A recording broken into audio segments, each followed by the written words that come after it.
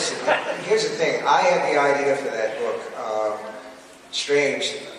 People say, where do you get your ideas? And I make jokes about the answer. I don't know where the ideas come from. They strike like lightning sometimes. Once in a while, I can follow a chain of association.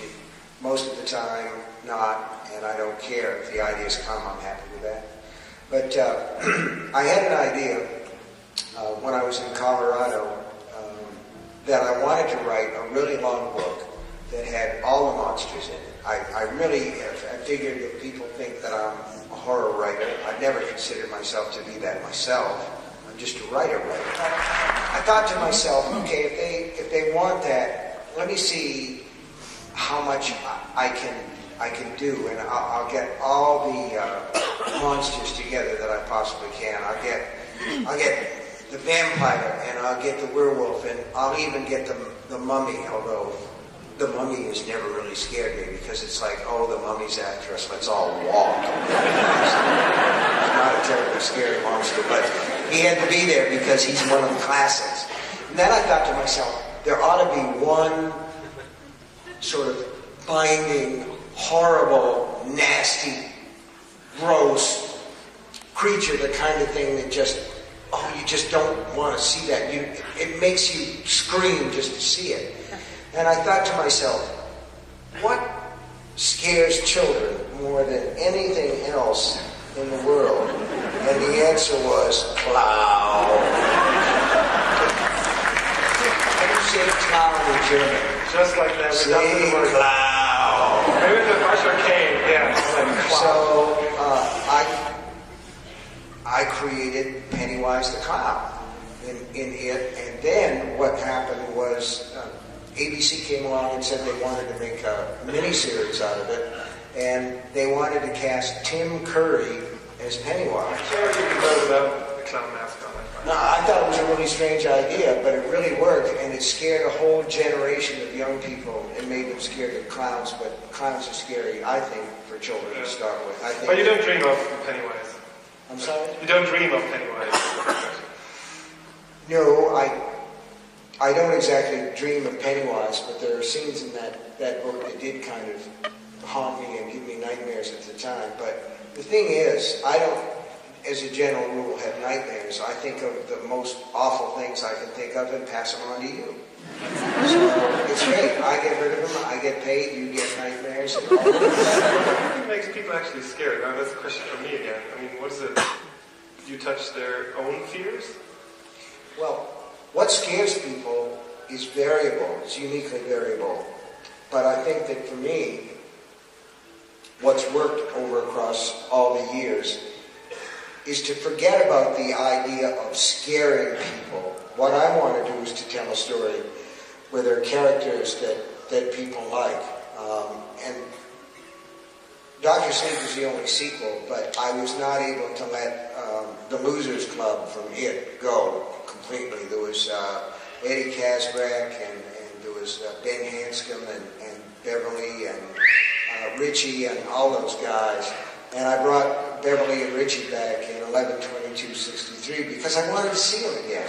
You know? And the idea is that if you can create characters that readers care about the way that they care about people in their neighborhood or their family, and then if you put them in jeopardy, the terror or the suspense of the horror comes with that. One of the reasons that some of the horror movies aren't very scary is because the characters are two-dimensional and we don't care about them much. Good deal. Let's talk about that, because you were one of the first people to have the idea that a clown could be a scary figure. Mm-hmm. You actually, in It, which became a movie, you wrote about you created a homicidal clown. It's very effective. Did you find clowns scary when you were a kid? Well, you know, as a kid going to the circus, there would be like 12 full-grown people that would all pile out of a little tiny car. Their faces were dead white. Their mouths were red as though they were full of blood. They're all screaming. Their eyes are huge. What's not to like, you know?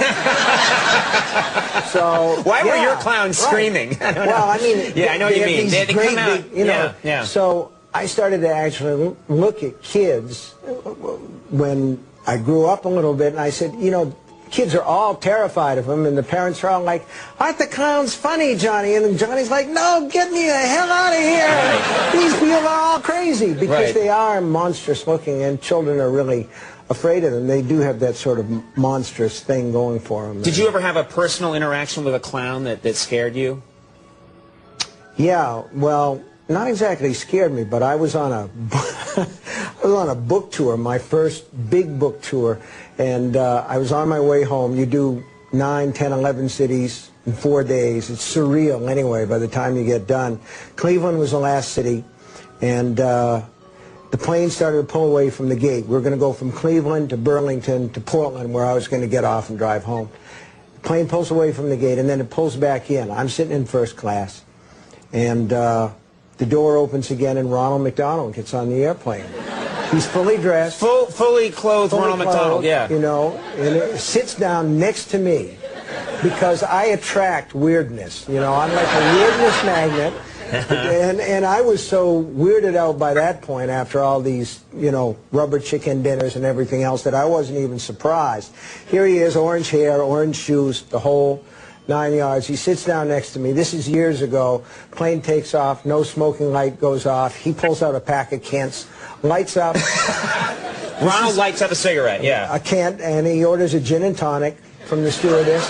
He's sitting there drinking a gin and tonic, smoking a Kent, and I say the only thing I can think of, where did you come from? He says, McDonald Land. And Yeah, McDonald Land, yeah. yeah, right. So I say, is this, no, really, where'd you come from? And he had come from McDonald Land, which is a real place in Chicago. And he was going to open a McDonald's in Burlington, Vermont. But you talk about surreal. Sure. 40,000 feet with Ronald McDonald, and you think, what if this plane crashes? I'm going to die next to a clown.